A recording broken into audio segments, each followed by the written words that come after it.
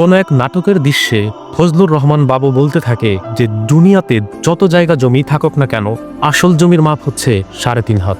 এই যে আমরা এই পৃথিবীতে যারা বসবাস করি, বিশেষ করে সাধারণ মানুষের কথা আমি বাদ দিলাম, যারা অত্যন্ত ধনী ব্যক্তি, দাম্ভিকতা প্রচুর, দেখা যাবে যে রাস্তা দিয়ে তারা হেঁটে যাচ্ছে কিংবা গাড়িতে করে যাচ্ছে, আশেপাশে থাকা মানুষদেরকে মানে আমাদের মতো মানুষদেরকে তারা আসলে মনে করে যে এটা তো খুবই তুচ্ছ, মানে অনুমানুষ, যাদের পৃথিবীতে অস্তিত্ব না থাকলেই ভালো হতো। তো তারা আসলে এত চাকচিক্য, অর্থ, সম্পদ কোনো কিছু নিয়েই কি এই পৃথিবী থেকে চলে যাবে? কিচ্ছু নিতে পারবে না। একটা মানুষ, আমি, আমার জন্য 3.5 হাত জায়গা, আর ওই যে ব্যক্তিটা যে প্রচুর অর্থ, সম্পদ, বিত্তের মালিক, সেই ব্যক্তিটার জন্য জায়গা থাকবে সেই 3.5 হাতি। তাহলে ভাই এই পৃথিবীতে এত অহংকার, এত দাম্ভিকতা দেখিয়ে লাভ নাই। তো শেষমেশ আমার, আপনার, আমাদের সবার জন্য 3.5 হাত, এর থেকে বেশি না।